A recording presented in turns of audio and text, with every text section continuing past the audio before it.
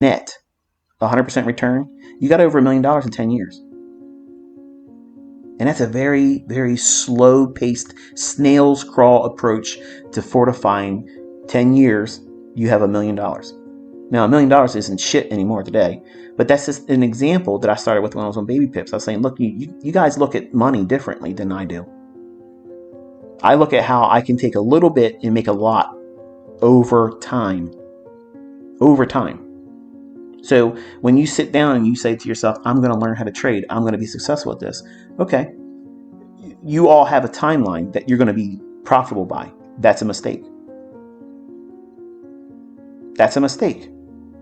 You're trying to time your success. You're trying to time it like it's the graduation when you go to college. Well, if I go through the curriculum and I show up every year, I do all year semesters, spring, summer, fall, winter, then I would have all my credits by this time, and then I'll graduate this year.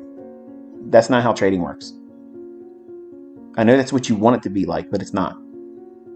Some of you go in and you subscribe to the idea it might take you a year and a half to get there. And you get into content like I have and listen to the good logic like this discussion today, where it helps you calibrate your mindset and filter all the bullshit. Acknowledge the things that you're feeling is real. You're not the exception, but there's a way of going through it properly and staying on course.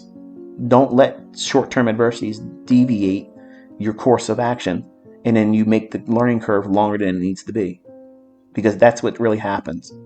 I made it longer for myself because I was trying to tinker with something that was working, and I kept trying to make it better when it was already the best it can be. I mean, look at my entries, the strategies I use for entering a trade. Like, I'm literally buying lows. I'm buying the middle of fair value gaps. That's the low points. How can anybody argue against that? There was a comment that was left by a guy. He said, oh, come on, man. Let's make it believable. Like, you're every day being perfect with this. Thank you. Thank you for the compliment. I mean, apparently you didn't notice me getting stopped out a few times, but I take that as a compliment, but that's not what he meant it as. When your results are so good that other people can't acknowledge it or believe that they're even real, that's the highest form of a compliment. I don't look at that and think, oh, he thinks I'm a fraud. He might think that. I see him seeing my results and my executions that are absolutely real. Saying it's too good to be true. That is the greatest compliment anybody could give to a trader. If your results look too good to be true, then yet you keep proving it, that's delicious. But it wasn't like that when I first started. It was a fucking train wreck. And the train just kept backing up and rolling back over top of me, backing up and rolling back over top of me. And I felt like it was never going to end. And I didn't have what I'm trying to provide for you as a source of encouragement. Keep sticking to it, okay? Just keep sticking to it. You don't need to come back to my YouTube channel. You don't need to contribute to the ad revenue fund, okay? You don't need to do that. You already have the videos downloaded. You know you do. Just study them. Stick to it. Don't fall away and think that it's not for you, because it is for you. But you're just trying to do things that are not conducive for you to get the results, because you cannot time your schedule. You can't schedule and time your success. It's going to arrive right on time. It's going to make perfect sense why it arrived when it does. And you're going to see how you, not me, not anyone else, not other things and other factors, hindered you. You did. And it'll make perfect sense what you did that prolonged everything. Every single one of my profitable students have the same epiphany that happens. They made it harder themselves. Usually it's the conversations like this that triggers them and says, you know what? I am doing those types of things. Let me try not doing those things and just listen. And all of a sudden, the curtain parts and they see the show for what it really is. They can see where the market's going to go, and they can see their model is in fact there all the time. And then they build the confidence of going in and engaging with it. And when they get the result of being in it and getting out with a profitable move, they don't go back in because they didn't feel good enough, that wasn't a good enough move. I didn't make enough money. I could have made more. So what? You could have made even more money if you would have bought and sold every high and low on the hourly chart from Sunday's opening to Friday's close. How much money did you leave on the table, folks? You're always leaving money on the table. It's not realistic to think that way. But yet, it's being posed as an argument in the comment sections of my videos, other people, from people that are working at fucking Jiffy Lube on Monday. They're probably working right now listening to this, hating my guts because I've mentioned the fact that they're doing grease monkey jobs and they ain't trading. They can't trade. But they're very opinionated in other people's stuff. You're a clown. You're a source of humor for people that know how to do it. But for some of you that are very, very impressionable, you let the impressions of other people make a huge alteration to the course of action that you're trying to start with in this industry, when 90% of this war in trading is in your head. It's a psychological battle. You're battling with yourself, and then once you get in the marketplace, then you're arm wrestling the market. And that's hard. It's real hard if you don't know what you're doing and you're brand new, you have no experience, you've never been here before. Every little tiny fluctuation, one tick against your entry, feels like the beginning of a run on your stop. And that's not what it's like when you're thinking like I'm teaching you. I trust my model. If it goes to my stop, I placed my stop incorrectly, and I'm okay with that. I know the likelihood of my next trade is going to be just as well as the one I just entered. It's not diminishing. The efficacy of my models are not diminishing. They're constant. Your appreciation for those models and approaches are on the upslope. You're at the beginning of your journey, and I envy all of you. I envy all of you. I miss those moments of astonishment where I would see something and I'd like, okay, this is what it should do, and let's see what happens. And it delivers perfectly to the tick. And then you're looking around the room like, am I supposed to know this? Like you're expecting the black suits to show up in front of your house. A helicopter's landing in your backyard like, you're coming with us, you know? Those moments of astonishment are amazing. Those epiphanies, those moments where the veil is lifted and you see the market as it really is in binary form. You know, when Neo finally understands who he is and where he's at, he doesn't see the people in front of him throwing punches. It's just zeros and ones. And all he has to do is, this is what his response is going to be. And he knows what they're going to do before they do it. That's a macro. That's a macro. Manual intervention. When you see the black cat glitch and it's deja vu. Okay, there's so many similarities and analogies that could be made with that movie because we do live in a simulation. Everything that's around us is pre-programmed and scripted. And I could go a long direction off course with this and probably get myself in trouble on YouTube, but we're going to leave that for another day in another medium. But the idea is, in closing, you need to guard your mind. You need to do the very least in the beginning.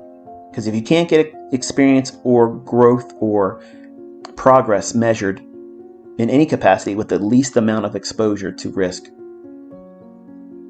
it matters not how much more risk you can accumulate.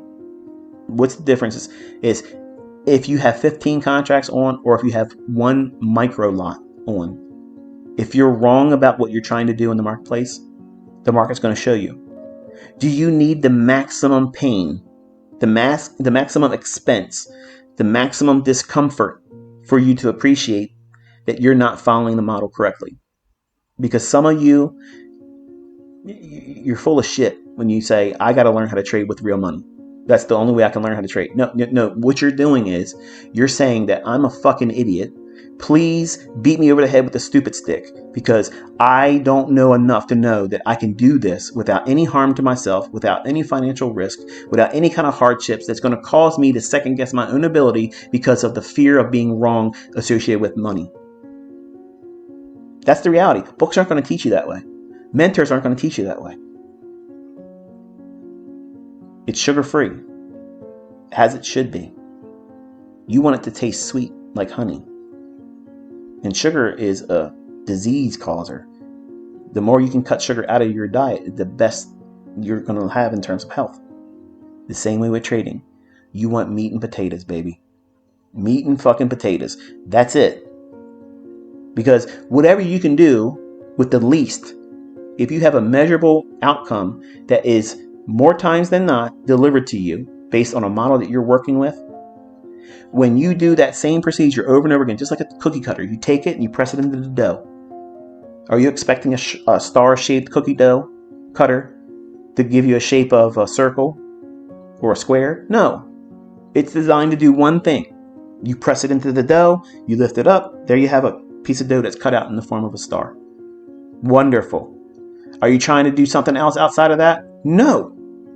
Your job is to find another place where you can find the dough, which is a trade setup, and you're going to press your cookie cutter, which is your mold, or your model rather, press it into that dough and pull it out.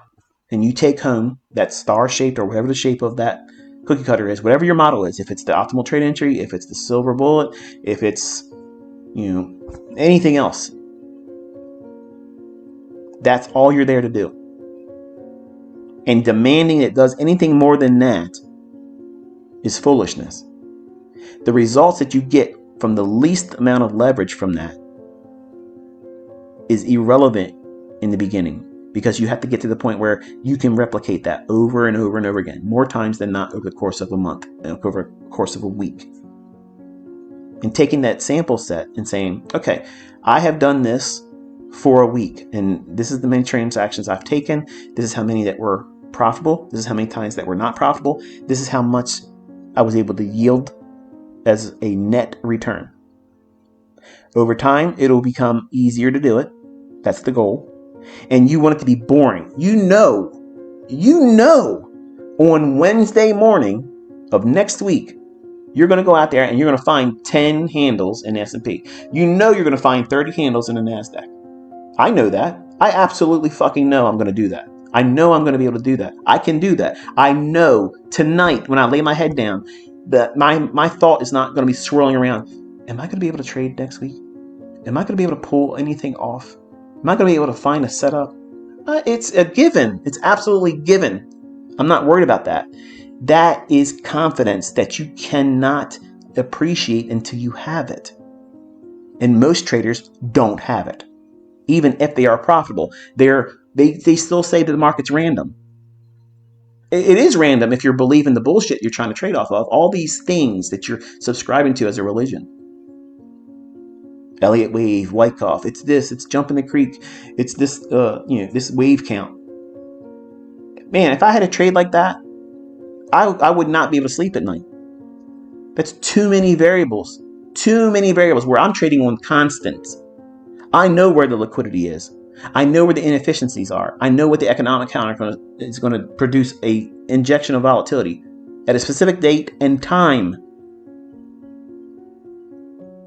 I'm not clueless. I'm not confused. I know exactly when I'm going to step my ass in there and tap dance all over this shit and moonwalk my ass out the door with a bounty. I'm going to do that anytime I fucking want. And when you learn how to do it, you'll do the same thing. It's confidence that you cannot appreciate until you have it. In the hands of weaker men and ladies, you'll be a prick like I was on American Online when I finally got it. I was an asshole. You think I'm an asshole now? No, I was bragging. I was really bragging all the time. I'm just spitting facts right now, and I'm bringing receipts every single day. But you don't want to accept it because you can't do it yet. And you think it should have happened to you because you watched a few videos or you scribbled some bullshit on a notepad or a napkin at work, and you think that you've been journaling. That's not a real attempt at doing it. You're half-assing it. And if you're half-assing it, don't be surprised when you get half-assed results. When you make it your business, that this is your career, you are learning how to operate and run a business. What is it? You incorporated. Because trading opens up so many more opportunities than just getting funded, getting paid out, getting in an account with real money in it, and then taking withdrawals from it. If that's all you see in trading, wow, what a myopic view. You have so many ways to turn this into an enterprise. Like I could look at the level I am right now. Okay, no advertising. all word of mouth, and I'm not even selling anything anymore. Any one of you right now would love to be where I'm at, and you would be pushing it, maximizing it, squeezing every drop out of the level of attention that's on me right now. Imagine if you had that with real skill. All I'm trying to do is inspire you to do that. Just do that and apply it to everything you do in life. You'll never run out of money. You'll never feel any kind of anxiety. You'll never have second doubts about what you're going to be able to accomplish. You won't see any ceiling at all. No ceiling. Anytime I want to walk out in any given time and start making millions of dollars, I can do it. And I don't need to be trading on the market to do it either. I can make millions in the trading market. I can make money in millions of dollars marketing myself as an educator. I could go out and write books. I can go out and make courses. I can do signal services. I can go around doing teaching circuits. I can be hired on by companies that are asking me every fucking week, please train our analysts. No. Who's in a seat of control here? I am. When you're comfortable with what you have and you don't need any more, that's a feeling none of you can understand. I don't ever need to trade. I don't ever need to make any more money doing anything. I'm completely comfortable. My family is set. That's what you want to be able to do for your family. You want to be able to lock it down, set it up where it's residual wealth, legacy wealth. But I hold my children to a higher degree of responsibility. While they could easily just have money thrown in their hands, and I've done this, and they've recklessly spent it. They've done stupid shit with it, put it in fucking cryptocurrency and whatnot, and lost it with shady ass brokers. Their wallet, something didn't happen. They can't get their money. Some other crypto went to zilch, zero. Hey, shit happens. But I make them work. I want them to know what it feels like, because if I just give them money and they've never tasted what it's like for everyone else, like it was for me, I had to work and part-time jobs on top of it. When I was replenishing the money I blew in those accounts, I had to work a secondary job to get it. And it took a lot to be able to get that money back in there just to do it again. But I didn't lose hope. I was cussing and ranting and raving the whole time I had to do it, wanting to quit the extra job I was working. But I knew unless I did this, nothing's going to change. Nothing is going to change unless you put your feet to the ground and say, I'm digging my heels in. I know it's going to be hard. I know I'm going to have pushback. I know it's going to be requiring me to put time into it. When all my friends are out there running around and clubbing and doing this and chasing tail and doing this and doing that and drinking and having fun on the weekends, I'm going to be in these charts studying. I'm going to be living my life differently. But they're still going to be out there trying to chase tail, broke as fuck, driving a beater fucking car, and ain't doing shit in their life. And you'll be able to pull down annual fucking salaries on a week. You can't even imagine where you're going to be. You can't even imagine it. Whatever you think is your level of success, it's not big enough. It's not big enough. You have no idea when you strip all these limitations that you put on yourself. You shackle yourself with your own mindset. You do it.